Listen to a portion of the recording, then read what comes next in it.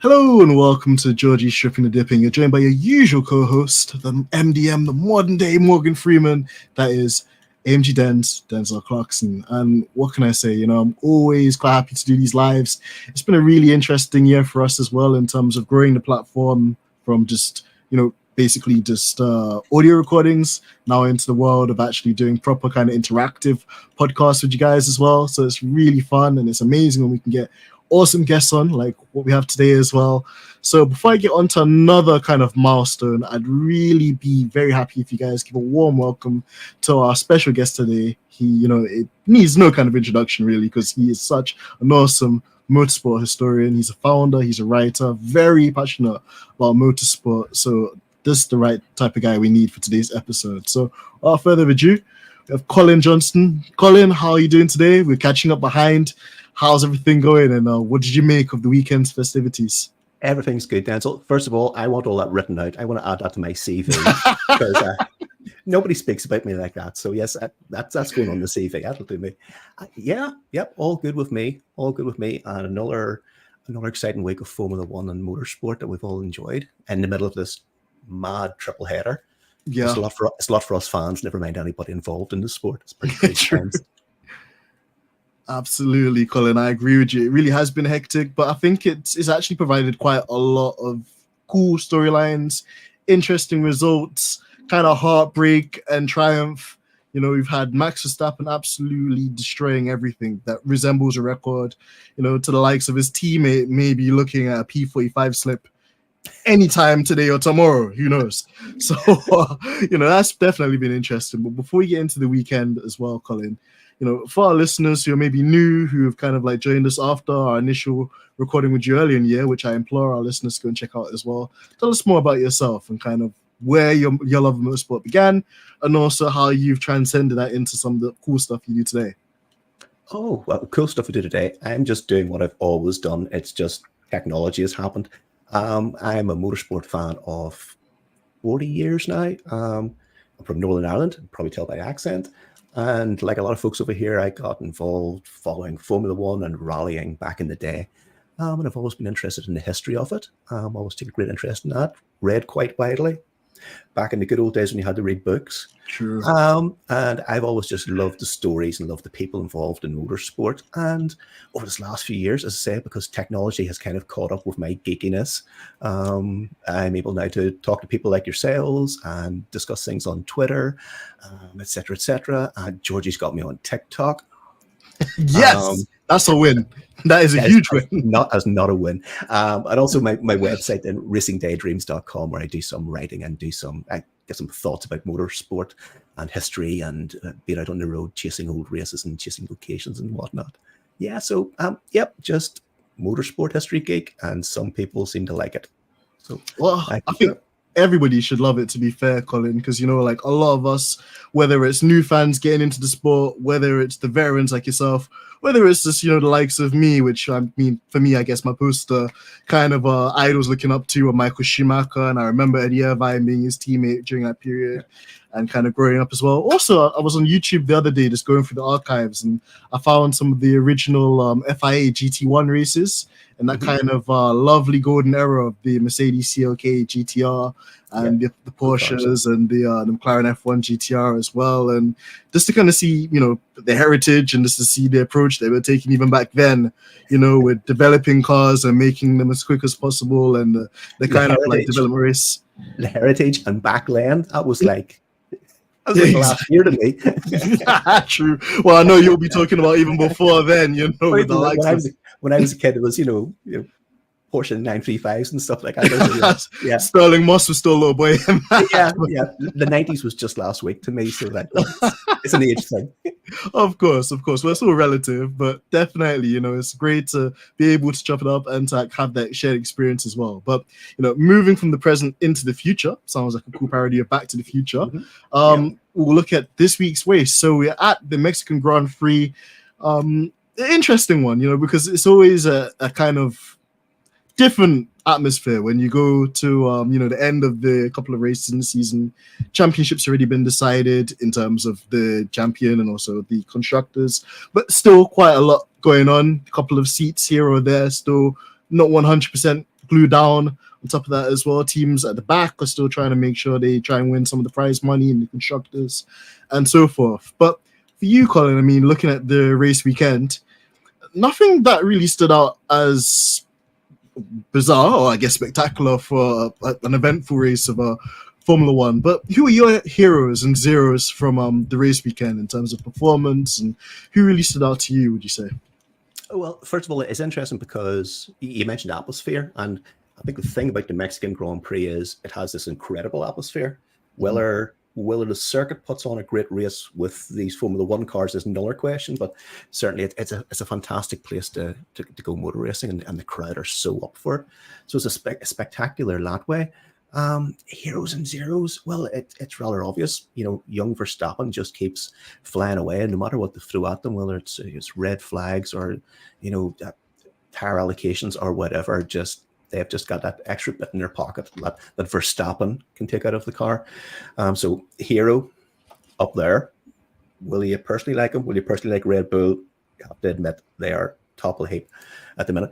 The obvious place to go for a zero from that is Sergio, which is very rough. But if you're talking in terms of absolutes of heroes and zeros, Sergio had a nightmare. In a way, no worse than not worse than what Lewis did a few weeks back, but just to get it so wrong at turn one, just to go in there like a rookie and try to win it on lap one, corner one, and then walk away. And if I remember rightly, sort of kind of say to the press, "Well, I would do it again. If I had my time over, I would go for it." Well, you can win motor races like that.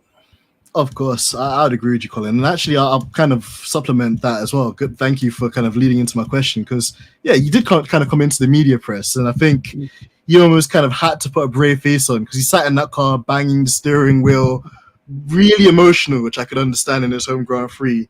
And I think once they had realized that the rear suspension was completely busted with how the car went airborne and then re-landed, it was game over. But to come out, and I agree with you, to kind of like put that spin on it of, oh, well, I'm a racing driver. The other legendary racing drivers that said if you don't go for a gap, then you're no longer a racing driver. That one gets bandied about quite a lot. That was bullshit. I love saying it, but that was just that one.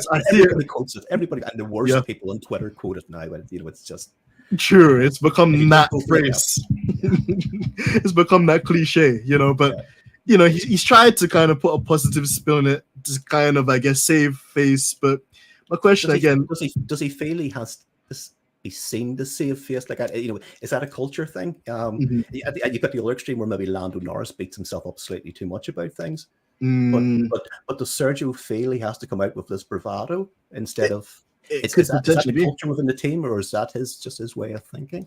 I find it unusual that he can't just say, "I made a mistake a lot, and I appreciate it. I'm on a sticky wicket already, and I was a bollocks, and it's on me."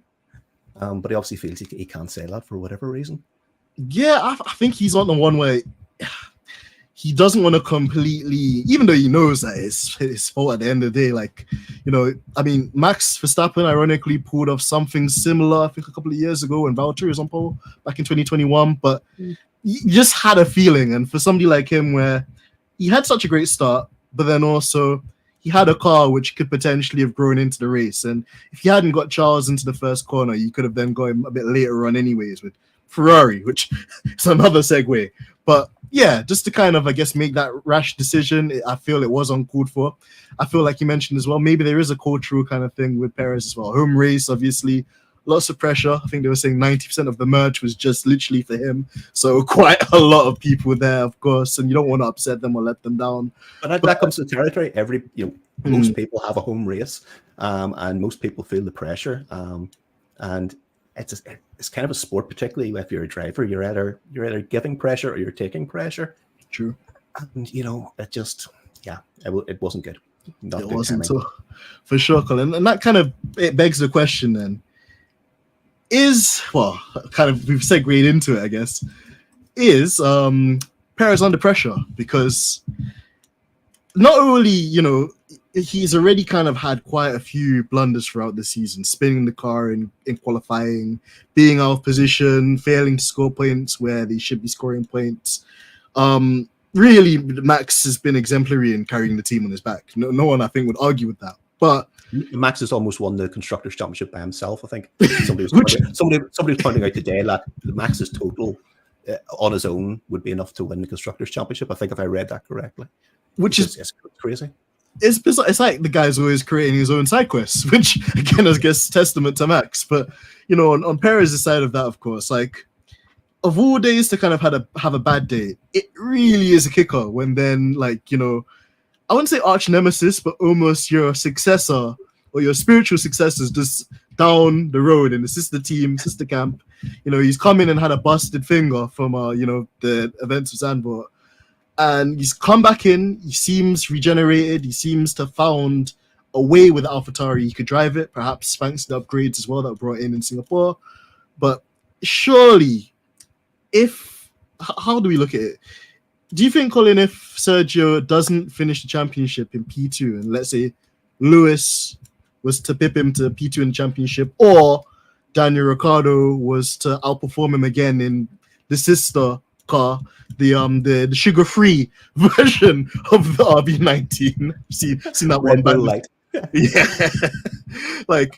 Is he in trouble? Because we've known Christian and we've known Helmut. We already know what Helmut's views are, which I dare, say, because I don't want the Mexican cartel to follow me.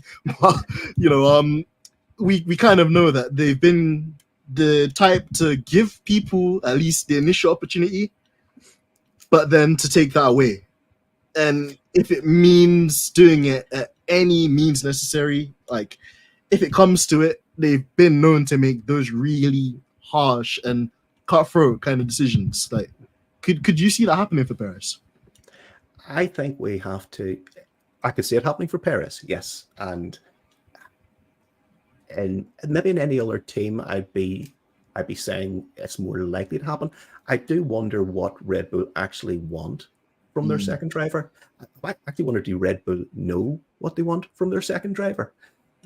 In a more competitive situation, they certainly need a second driver who is right on Max's heels for no other reason, just to be a rear gunner, to be involved in strategy, to be that 3 seconds, 5 seconds back down the road, getting in the way of everybody else. Do Red Bull want a second driver who can win races? Red Bull's never finished 1-2 in the Drivers' World Championship. I suppose I would like to tick that box, but is that the kind of person they're really looking for? And at the minute, if they think they can carry this kind of advantage into next season, is Sergio just easy to roll over and sell a lot of merch in Mexico? If it might be a different matter if Ferrari or Mercedes up their game and all of a sudden it's Max against 2 or 4 other people, working in tandem. But I just, in several ways, I just don't get Red Bull sometimes. So in any other team, I would say he's underperforming. And it's not the mistakes per se. It's the speed that's in the car. Mm-hmm. And there's only one Max Verstappen and there's only one Lewis Hamilton. But the second car, within reason, should be a hell of a lot closer to Max every race than what it is. So in that regard, over time, he's not performing if we set aside various slip-ups and various mistakes that he's made along the way. So it's hard to know. I could see Red Bull just rolling in the new year with him and being happy just that he doesn't rock the boat.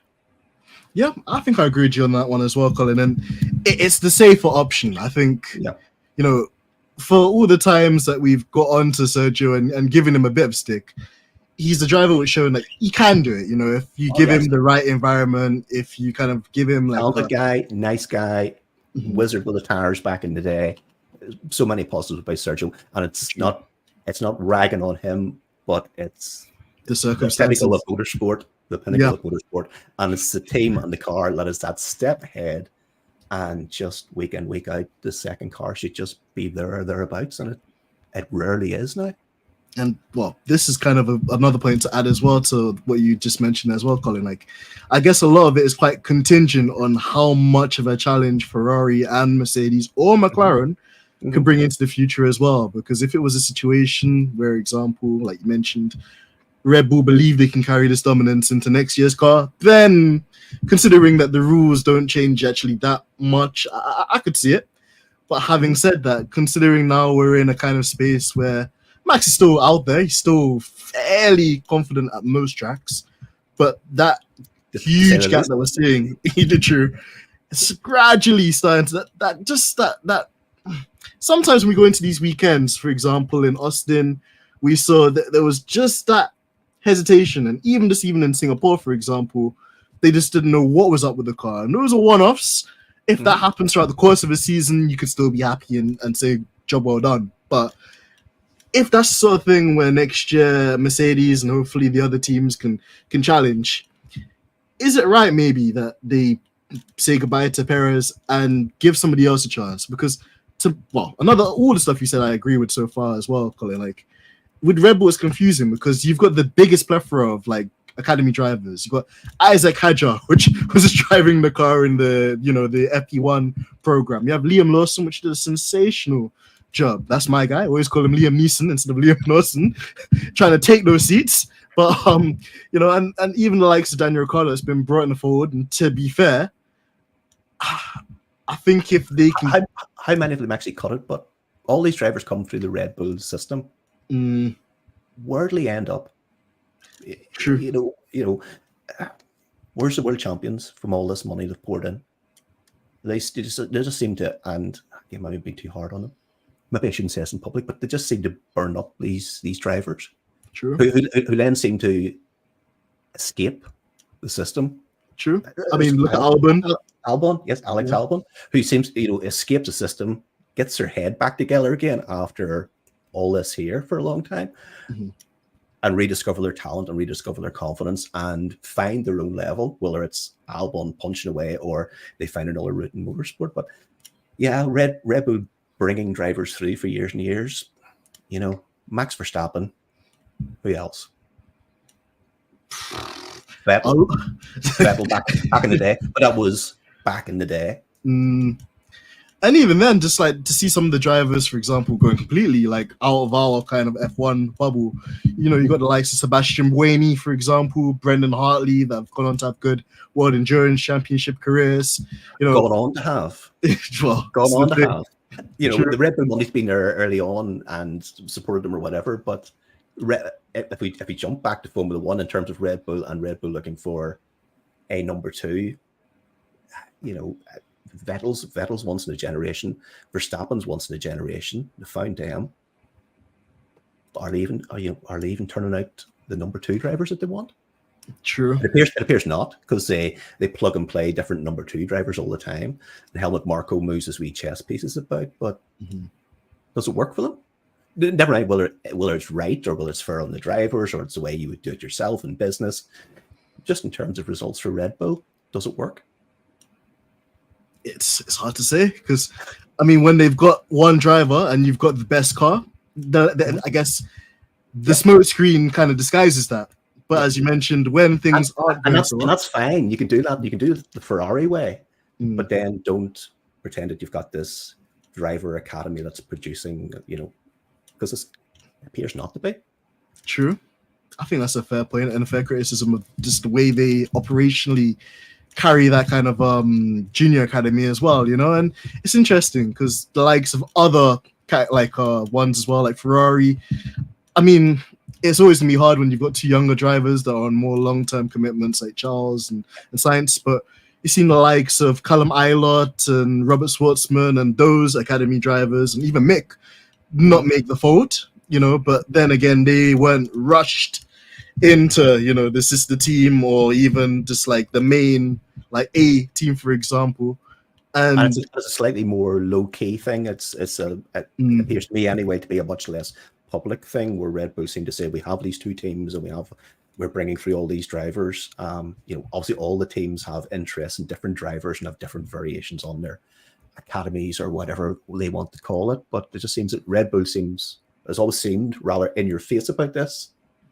And I don't think the results come from it. But certainly other drivers, coming through Ferrari or coming through McLaren or Mercedes are helping or whatever. Certainly, that seems to be done in a slightly more low key way. And whether the results are better or not than Red Bull, it's just me. I think doing these things in a slightly more low key way and treating the people better, perhaps, is that too harsh?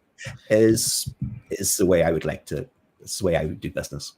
Yeah, and I agree, Jin. I think that's the fairer way as well, because I think you get more out of people. And like you mentioned, you're seeing it with the likes of Albon, you're seeing it with the likes of Gasly now, whereas the car maybe isn't there, but at least he's got more artistic license to kind of get his point across. And there's not that immediate pressure that if I try and put this lap together and I pin it in a fence, I'm going to end up jobless tomorrow working in KFC. There's not that. So, even within the world of Formula One, they can't all be Verstappen. They can't all be Hamilton.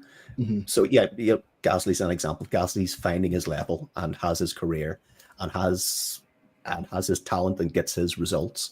And he's free now in the environment that he's chosen to do that. And he's found his level, and not everybody's Verstappen. I think sometimes, the number 2 seed at Red Bull can be a bit of a poison chalice, which comes back to what do Red Bull want from the number 2 driver? True. It's a machine for sure. And in relation to that, we've actually got some comments as well from our viewers. So Mary said, I can see Checo going to Aston Martin. Ooh. The switchback. The return home. Ooh. I mean, how does that work, though? Replacing the boss's son? Ooh. It would be a good move for both parties relative to young Lance. Again, I'm sounding very harsh on people tonight, but Checo instead of Lance at Aston Martin would make sense. Well, this is the thing as well. But is Formula One finished for Checo? Really should Checo just go to America and ride on the wave of all the people who love him and just have fun racing in America? True. Well, I mean, there's enough spec series out there that do that sort of thing. IndyCar has really started to see exponential growth for that as well. He's a nice guy, big personality, talented racing driver, and it comes back again to finding his mojo, getting his head back together again. There's maybe a good life and some good racing out there for him. Absolutely, that is true.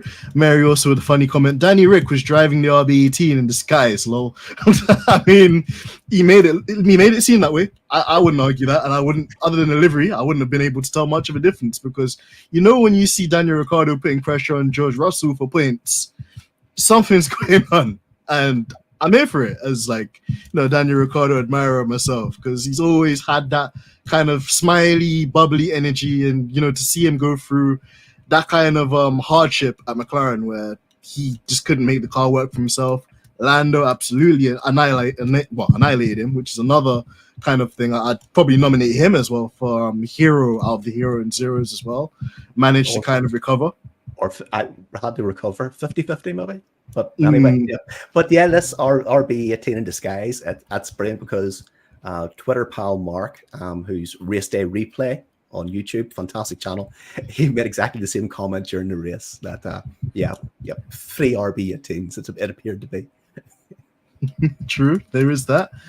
And also Mary elaborating on that point as well, Perez going back to Aston. I was thinking because it was only a couple of years ago where Racing Point, VJ Malia had the whole setup, then things started to turn left when the team went into administration, and Sergio became really quite close to those people in helping initiate the proceedings, and I imagine you probably know all the mechanics and the team and the staff on a first name basis. He got his maiden win there as well in that really bizarre Sakir Grand Prix, whereas my heart felt so broken for Russell, but to see Perez at least get the victory, I think was a really good story. But again, can't rule it out. In those times, Perez did the right thing when things were so bad and so shaky there, and that was all falling apart. And there's going to be goodwill for him. There's be goodwill for him anywhere he goes, I think, because he's, by all accounts, a really nice guy and he's a talented racing driver. And again, like the other people we've talked about, maybe a change get his head back together again. Don't expect to be world champion. Expect to perform at the top end of the pinnacle of motorsport, and enjoy yourself again. Yeah, and I think that's the main thing. Like, it's always one thing, I guess, when you find your level and you know where you're at, to kind of just be almost happy in that field. And we've even seen it with the likes of Valtteri Bottas, for example. We know that he's an exceptional driver, very quick qualifier, but he knows that in the Sauber, Alfa Romeo, there's only so much you can really achieve. And even just going into that team, being a leader instead of just like a number two to Hamilton, adopting that role and kind of embracing it. We've seen almost a different side of Valtteri, where the guy has different helmets every week. He almost has his bottom out every week as well, which I tend to try and avoid on the timeline, but it happens. So that's the thing. You're absolutely right, Colin. Like, drivers can almost find like a lease of life, almost in different guises or different teams, and it's almost about finding a home which suits their needs and strengths as well. Of course, I definitely agree with that for sure. So good call, right? And to kind of bring it in, we've actually touched quite a lot on Aston Martin today, but really and truly, so let's kind of kick it back. I'm even going to try and open Twitter just to see where this vicarious rumors come from, because Twitter, I've got a notification. Who's after me? Everyone. Who's calling me out my nonsense now? Oh, nobody's all right. Okay, I'm all right. You're welcome for another day, Colin. Let's see. Nobody's trolling me, not today. just for a couple of minutes anyway. But we have Albert Fabregas. So Albert Fabregas, motorsport and F1 lover, got the F1 paddock pass on, assuming some sort of journalist. He's good guy. It's kind of come out and said that there could be a rumor brewing. It could be quite serious. Could be a rumor brewing. That's a few disclaimers along the way, isn't it? He's setting himself to wiggle out of this one, but essentially saying it's some sad news. Okay. What could it potentially be? So we've kind of exhausted the Sergio Perez thing. Some driver and it's sad news. I don't know. Could it potentially? Somebody's lost their puppy. Who knows? He's obviously heard something and he's teasing it out. It could be literally anything, really, couldn't it? You think it's Aston Martin, something happening around that?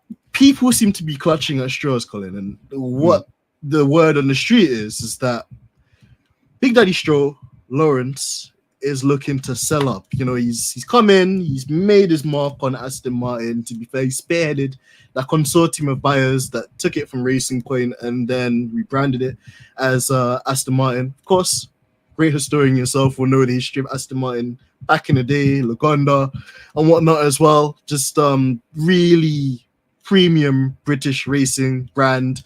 Lots of allegiances there to Mercedes as well, which I love. Just putting that in there. Even when people look at Aston Martin road cars, I'm like, you realize that has a Mercedes like 4-liter V8 engine in it, right? And it's turbocharged and hand built by AMG. Anyways, but what is the makeup? We've talked about maybe him selling up, but I'm not entirely sure off the top of my head what the financial makeup of the Aston Martin Formula One team is.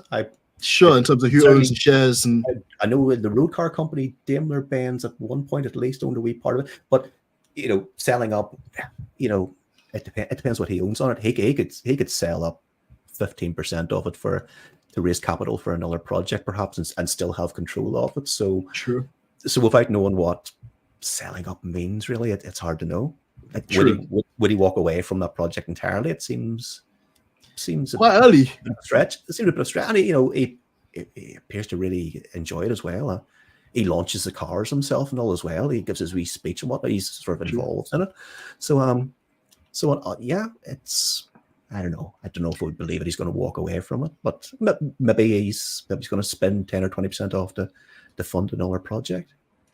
You never know, especially I guess also with Aston Martin now are launching a return kind of to the World Endurance Championship with the Valkyrie project as well, spearheaded by Adrian Newey too. That was a really cool collaboration. Mm-hmm. But yeah, I mean, the rumors aside, could we see the sun? Could we see the sun go there? That would be you know, if you have to parachute the son out, if you know, if you have to have the difficult conversation about the Formula One team, could you parachute them into a WEC drive to keep them happy?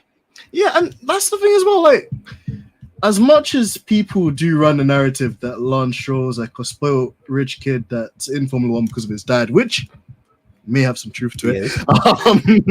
You know, like, to be fair, on days, and I think the saying goes, a clock always strikes right twice a day. On certain days and in certain lights, he has managed to do something in the sport in terms of either grabbing a podium here or there when it seemed really unlikely or bizarre, or a number of different kind of presidents came together to not amalgamate in that result, or that masterclass of a lap he did in Turkey back in 2020 with the really fresh like, he has moments of sparkle, but it's just unfortunate that, especially against Alonso, he's never gonna get that. I just, there's not many people I think that can go toe to toe with Alonso, to be fair. So it exacerbates that. You know, Alonso doesn't rate him because Alonso's nice to him and is nice about him. You know, Alonso says he's brilliant, which means that Alonso just doesn't even think about him. He doesn't see him as a threat, which is true. Not even. It's just like, yeah, it's true. But I suppose it's just another form of what we've seen all down the years, another form of privateer stroke pay driver, I guess. Except it's a curious situation where his father owns the team or is majorly involved with the team. But I guess it's no different from any other sort of troubadour drivers who have brought a pot of cash and bounced around a few different teams over the years, doing something, doing nothing, doing enough to get by.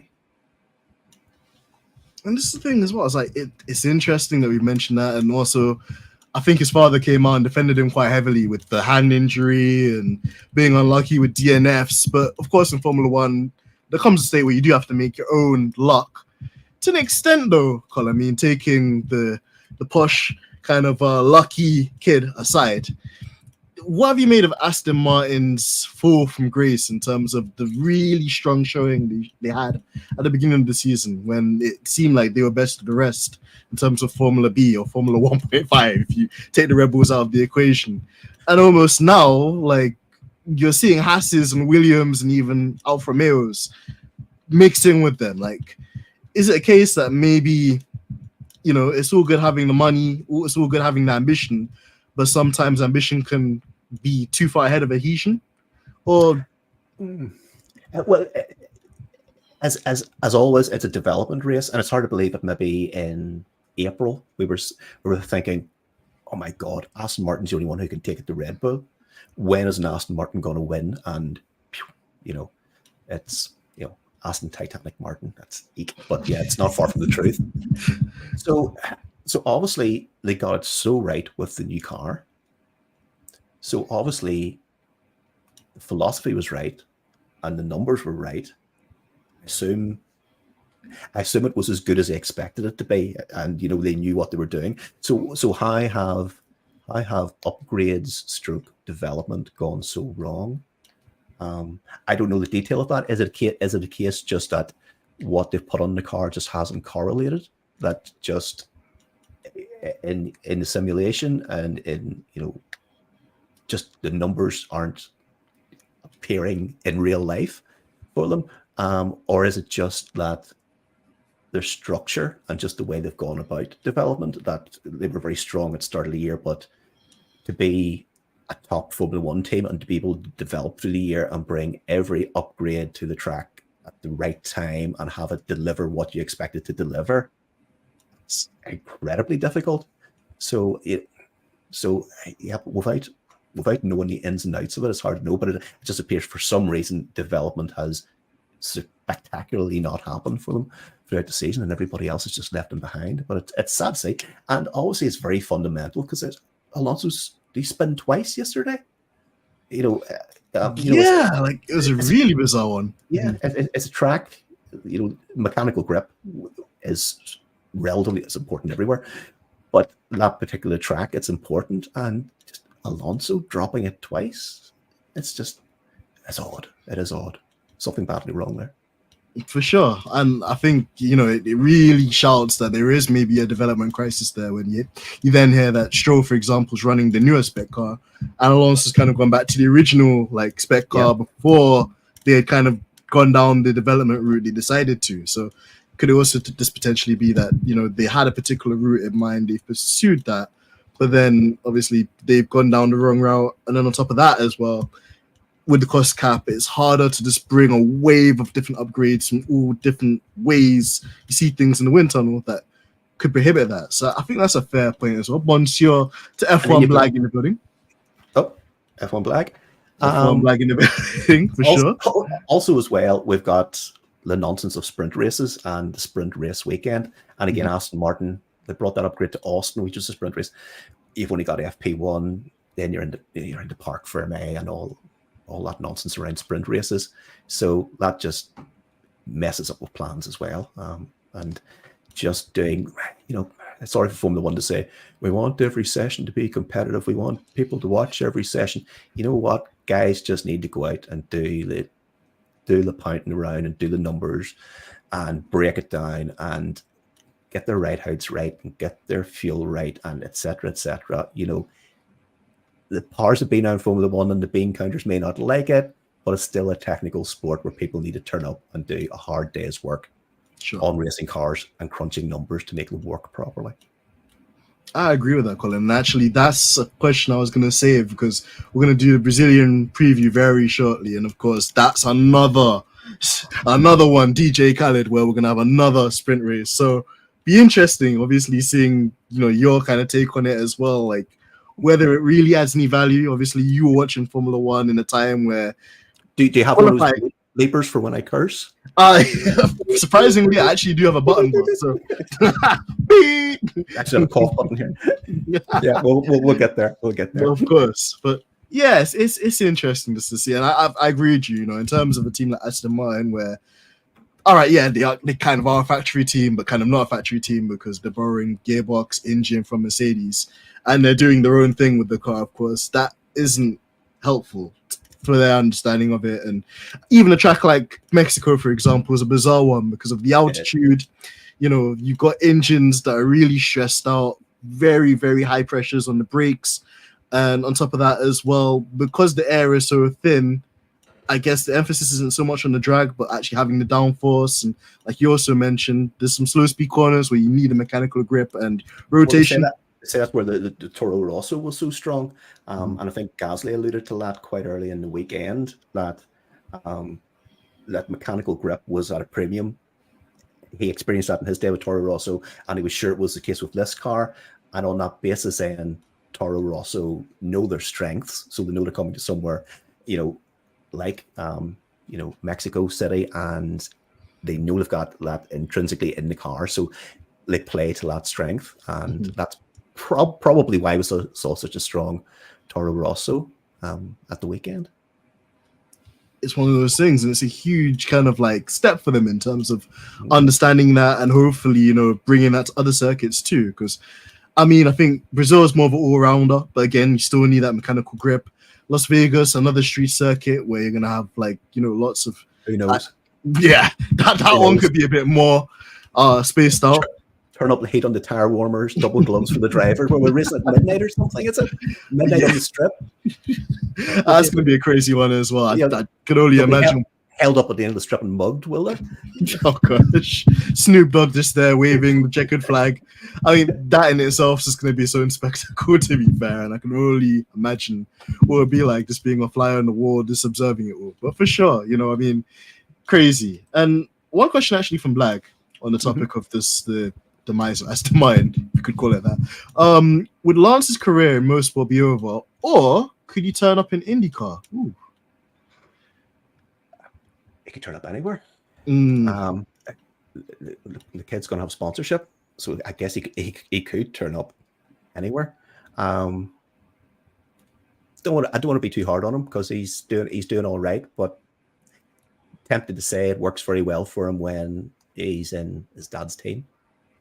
If he turned up with a pot of money in somewhere else and he had a team, team technical director and team manager who wasn't so concerned about him being the boss's son, would he get such an easy time? I may be being overly hard on him, but it's a very particular circumstance he finds himself in at Aston Martin. And he could go anywhere. Black saying, is it too late for him to enroll into NBA this year? Oh gosh. I looked at it, I thought I said NBA for a second there. I was wondering, like, basketball? Really? Yeah. He did talk about a tennis player. Was that a joke? Yeah, I saw that too, because he's quite into his tennis. But I saw a quote about that or something. I didn't look into it enough because it was nonsense. I didn't see if there's any credence to it or if it was somebody being silly. But I can't lie, it would be pretty funny if I saw Stroll at Wimbledon one day, trying to keep up with the likes of Djokovic. But that would be an interesting one for sure. And we've seen from his little off like camera struts at race engineers and physiotherapists and people alike within the vicinity that he can get a bit grumpy like a tennis player doing his good old Tin Henman impression. So we'll probably have to see how that one goes, to be fair. But But could go to IndyCar, could go. As I said, I could see him dropping into WEC maybe if there's an Aston Martin program, why not? But it's how long he's got in the Formula One team and how they finesse him out of there when they've decided that his time's up. Yeah, and I think it's going to be interesting because also with Aston Martin, they've got the Honda partnership coming into effect next year, right? Mm-hmm. So. Is that also a thing where maybe Honda might have their own preference of who they'd like to see in? And obviously, as much as you'd love to have a car, it won't go anywhere without an engine. So does that also kind of play a huge role into who we might see there next year too? And also Fernando's history with Honda in the past as well. Ooh. Yeah, good and bad. Yeah, GP2 engine. Tractor engines. Oh dear. Yeah, it's no Buck Rogers. So we'll wait and see. You talked about maybe there's some change in the ownership of Aston Martin. That's all to shake out. New technical partners. Yeah, it all factors in there. Mm-hmm. For sure. And segueing it into the following week we have coming up then. So Brazil Grand Prix. We've kind of teased it a bit. Sprint race. Yeah, that is a proper old school track. Proper motor racing track, yeah. We love that. Even, it's given us so many highlights. For example, it's that Glock going slowly, but I hear that there are legal ramifications. It's like Glock going slowly. Poor Felipe's met a lawyer somewhere at a party, and Massa, such a nice guy and such a class act. Just Felipe, save your money. Just let it go. Just let it go, man. Yeah, I was gonna say the same. Just it's not worth it. Somebody on Twitter posted a thread about all the places during the season that Massa actually lost the championship. All the screw ups, all the things he missed. Bang, bang, bang. And he hit such and such, and he spun here, and he missed qualifying. And it's like, Felipe, baby, keep cool. I can imagine. Want to remember for the good grace he had on the day. And sure.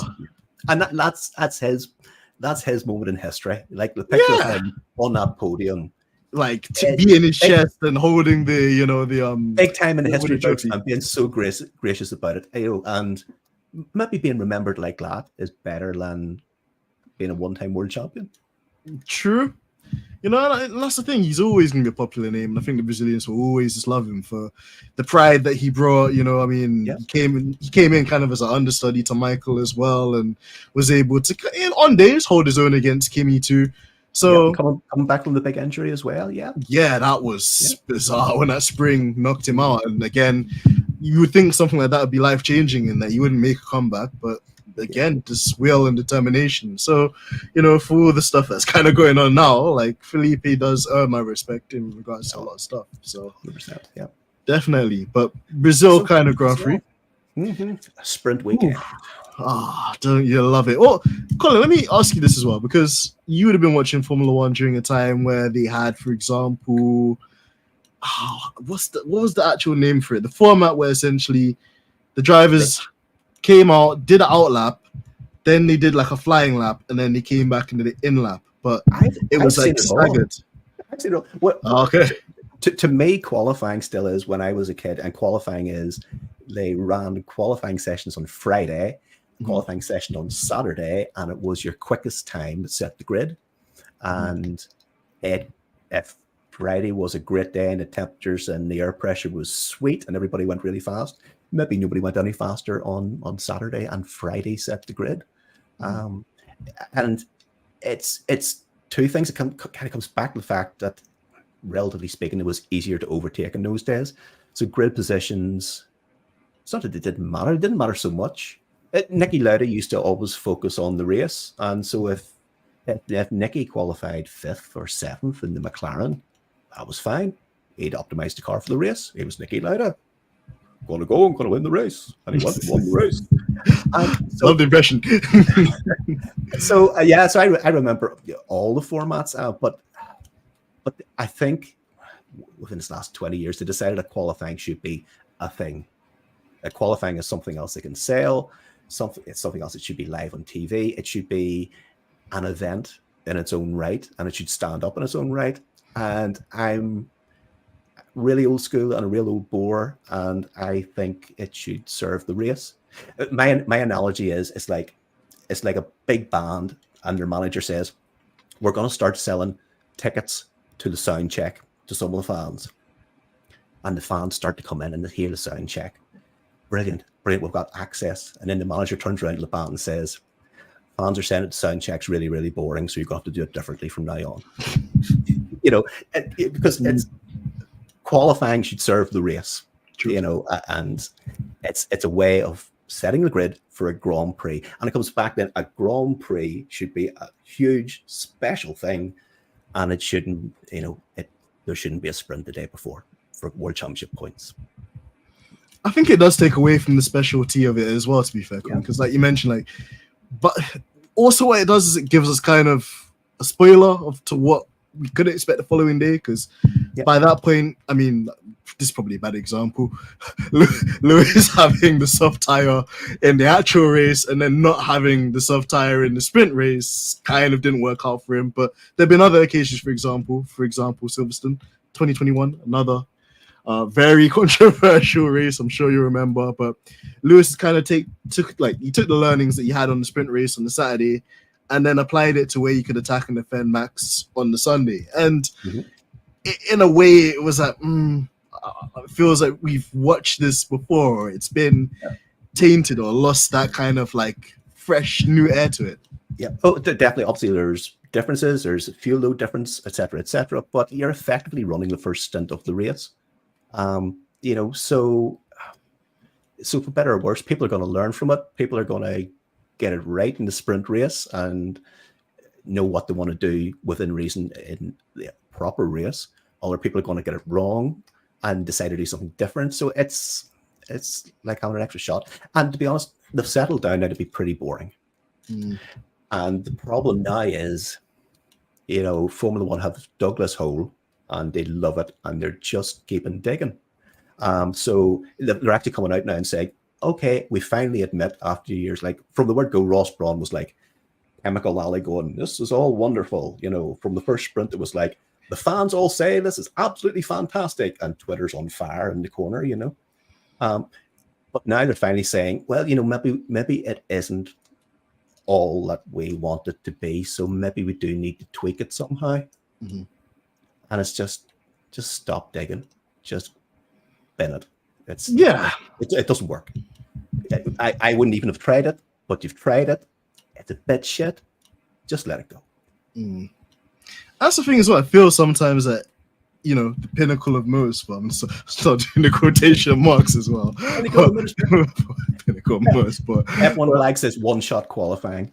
I think I was alluding to that thing I mentioned earlier, because I just remember this shooting with my dad, and you'd see a Ferrari go out there, and you just had one chance, and if you stuffed your lap up, that was it. But it's great for the sponsors; they got their TV time. It really kind of differentiated the drivers, like Kimi Räikkönen, for example, that the balance of the car or the track could change, from being really green at the beginning or very rubbered in towards the end. and there was that double jeopardy. Whereas now, like, we have guys like the paddock antics we see with drivers rolling down the pit lane and then stopping and trying to kind of like not take any life out of their tires, and it just feels so superficial in a way and uncalled for. Whereas, like, I imagine back in the day, it was more just man and machine and just less of the kind of, you know, computers and science and kind of just artificialness of it, I'd say. Well, I guess it was. And going back to the 80s, and I suppose one reason why they wanted to change this and put sections in qualifying is that the fact that as the track rubbers up, if you have a qualifying hour and everybody can go out whenever you do, everybody focuses on the end of the session. But I'm really old. There'll be kids watching Formula One now, and this is the best thing I've ever seen in their life. They love it today, and they don't care what I think, and they don't care what it was like 40 years ago. But when I was a kid and qualifying, you maybe only saw we clippets of it or whatever. You know, just with 5 minutes to go, Senna going out in the Lotus on a set of qualifying tires like chewing gum, and then just dancing the car. Right, you know, there's footage of him at Adelaide or somewhere we're qualifying, and just making the car dance with the turbo wound up. The most powerful the car will be all weekend. Super soft tires, you know. Or Nelson Piquet leaving the pits in the Brabham BMW. I think in those days they physically changed the chip in the car. It wasn't programmable with the computer. It was like the guy from BMW put the different chip in the computer, and the BMW Brabham leaving with just this haze of unburnt hydrocarbons behind it, as it just went out like this, like a literal rocket, that 83 Brabham. And it was absolutely epic. Now, having said that, Hamilton qualifying, Verstappen qualifying, incredible as well. Perhaps we don't see the cars move so much. Perhaps the TV pictures are so spectacularly good, it doesn't always give us that sort of moonshot sense of drama about that the old images had. But I don't know how you would fix it now, because it's amazing now, but in other ways there's so much that you would want to fix now as well. So I think we just have to say, you know, the old days are past. This is what it is, you know. This is the thing. Black jumped in as well and said the problem with the one-shot quality is the cars higher in the championship got to run a lot. Yeah, see, it comes back to the thing. The more you try to contrive it, the bigger the hole is, and then that's the problem Formula One's got in so many ways now. This new Formula One management over the last few years, they keep trying to fix things, and they fix things, and it throws up another problem. Like, we've even got to the point now where people are blocking the pit lane by moving slowly, and that's been dealt with so badly that people are doing it now. It's now a thing. You know, and again, we don't know what was said behind the scenes, but there wasn't any fines for it at the weekend. Was there reprimands again like there was before? But again, they're still going to do it. They're just going to do it because those things that they dig holes, they try to fix things, it creates other problems. And the more you try to contrive less sport, be it coming up with a set of regulations for qualifying or whatever, as soon as you start doing things like that, it's just more and more problems, and it's more work for lawyers, it's more pages in the regulations, it's just more things that are just nonsense. I'd probably go back to an hour and just see who goes the fastest. TV would hate it because everybody would sit about for 25 minutes. But you know what? Maybe there just needs to be, you know, guys, there's a racing track there. You're in park permit conditions, so whatever you do now, you're starting to race with tomorrow. But go out and see how fast you go. You've got until 3 o'clock. Best way, and you know, I think in terms of the sport and the meritocracy and that aspect of it, that's how it should be. It's the fastest car, fastest driver combination that prevail. You know, and we've seen it. You can be Sergio Perez and, for example, have the car, but then not have the abilities necessarily to extract that performance and to get it to kind of perform the way Max can drive it, or the way Lewis might be able to, or Michael and the great drivers that we talk about. So that's so true. You know, and again, that contrived sort of setup of qualifying, again, that's effectively what hurt Norris so much at the weekend. True. Yeah, because it's a contrived, it's 3 sections. You have to do it's devil take the hindmost, and you be out there and blah blah blah, and it's 15 minutes of this and 10 minutes of that, and you can use this tires flat and not use it. It's just It is a and lot. maybe they want contrived stuff. Maybe they want Norris to be at the back or whoever to be at the back once in a while. But it's Grand Prix motor racing. It should it's not a game show. True, there is that, and I definitely agree with that as well, Colin. And we've talked almost about like the heritage of the sport, and on top of that, well, if you're talking about the heritage of the sport, you couldn't go without speaking about the key players in that, and of course, Mercedes play a big role in that too. It's 1901. Yep. Oh yeah. The race. But your thoughts on this one, Colin? Because I was thinking the other day, obviously we're in this space now where, Audi are on the brink of maybe making a return. We've had the likes of Honda come in and out, and the Audi thing's pretty maybe as well, because there's been some backing down on that too. But even with Mercedes, like myself as someone who, liked the cars growing up and then worked in a dealership for a bit, and then, read the autobiography about Michael Schumacher and how he was like a Mercedes junior driver and kind of did the whole sports car thing, the Sauber C9 and whatnot. It's interesting that like Mercedes have had that kind of heritage in Formula One, but now these days it's literally just the Formula One team and the GT3 kind of stuff they do. Do you kind of see a reasoning for why, for example, they haven't embarked on like a Le Mans project with the new kind of prototype era that's regrowing with the LMDH and GTP class? And, they've even pulled out the likes of Formula E too. With manufacturers like that, is it an image thing? Is it more that they're looking to put the eggs maybe in just one formula in terms of Formula One, or maybe diverting more of their kind of resources for Daimler in terms of the road car? What defines that, and what do you think would maybe encourage a brand like Mercedes to harken back to some of the wider motorsport disciplines they did? Of course, it's very much viewed from the outside, but my first thought is the Formula One team, I think I'm right in saying Daimler-Benz owns a third of that. So in a way, it is the Mercedes-Benz Works team and enjoys that heritage going all the way back. But in some regards, it's slightly to one side of Stuttgart, So in that regard, so in a way, if you look at the Formula One team being fully involved but slightly offset from management in Stuttgart, again, then you've got in the GTs, fantastic GT programs, but again, customer teams, satellite teams. So in some regards, is Daimler-Benz and Stuttgart involved actually themselves in participating directly in any motorsport at the minute? But it's like everything. It's going to come back to the shareholders and the value for the company as much as we love it.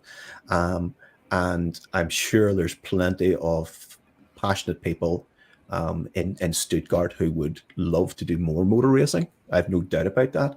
Lots of people who really get the value of it. And I don't know, maybe we'll see it, maybe we won't. But it's different times, It's, people can't just decide over dinner anymore to return to Le Mans, True. Unfortunately. I think that was the story, wasn't it? That literally at dinner, somebody from Mercedes-Benz decided that, the Sauber, next year we paint them silver, and Mercedes will be back. But we're very lucky, and as I say, we'll have this Mercedes-Benz Formula One team. When I was a kid watching Formula One, it was fully 30 years since Mercedes had been in Formula One, and people were still talking about them.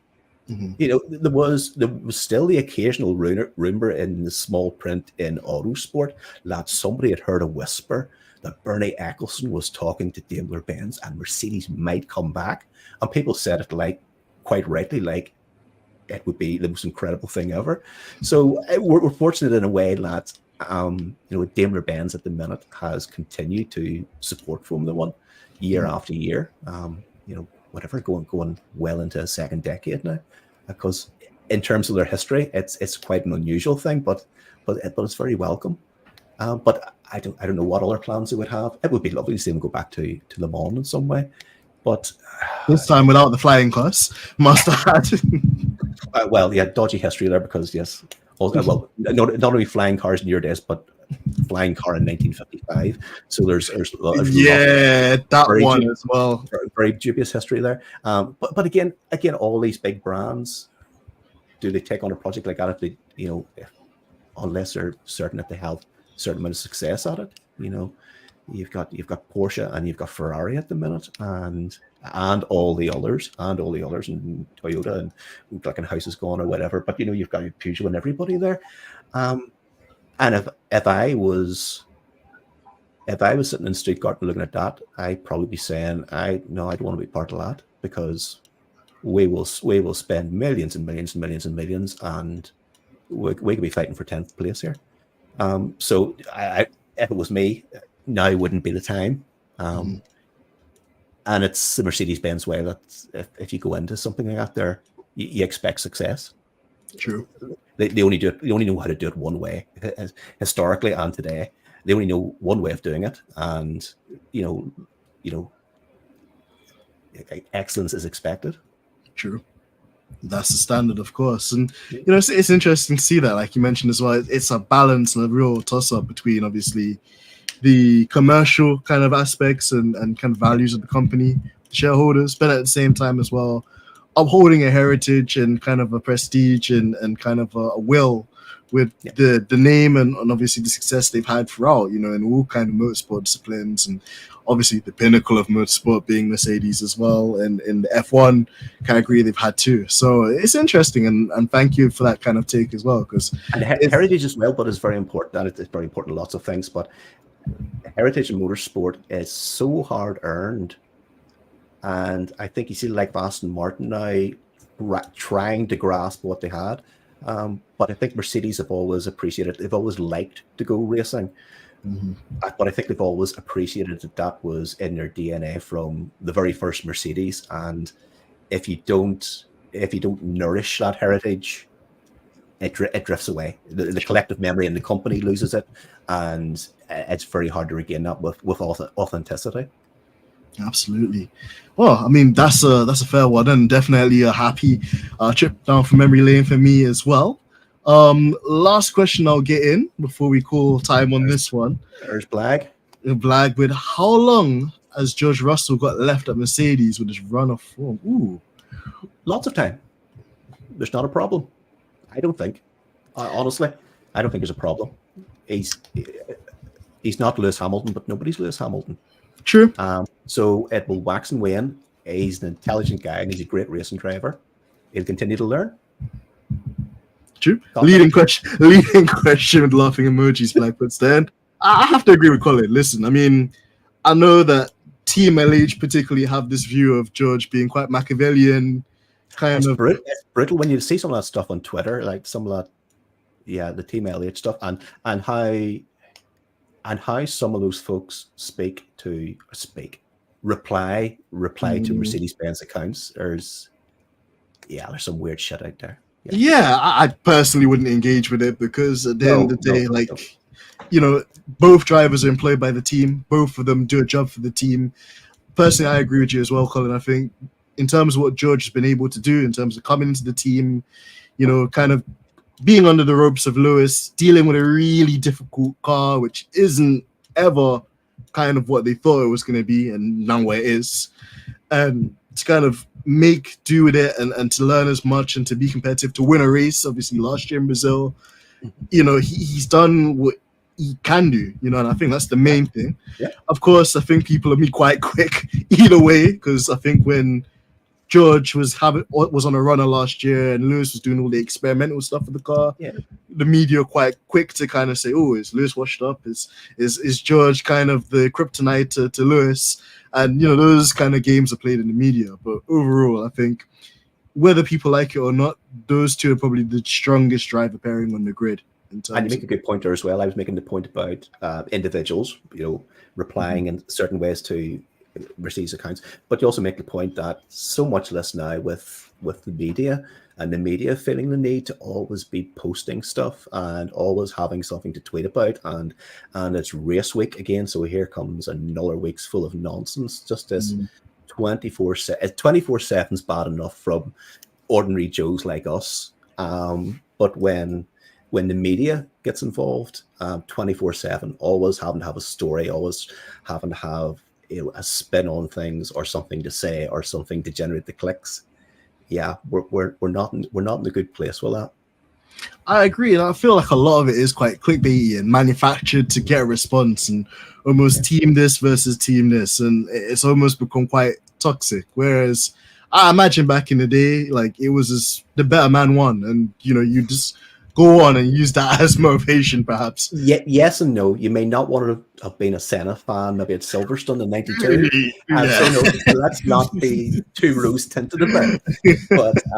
But with the connectivity now and the instantaneousness of it as well, and as I say, the fact that the media, instead of rising above and sitting above, publishing once a week or once a month, are nick all the time as well. Feeling the need to put stuff out all the time. I don't think it helps anybody.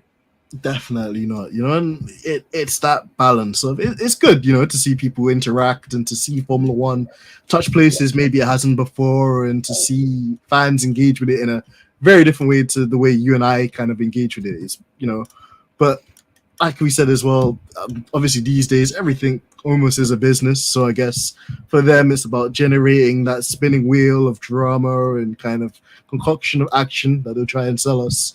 And yeah, we wait every week for another race just to see kind of how it unfolds. So that's always the unknown and kind of why we come to it. Yep. But Colin, it's been amazing to get you on this episode.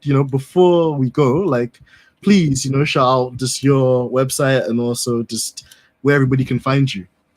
Well, you can find me at racingdaydreams.com, which is my website with bits and pieces of writing and whatnot.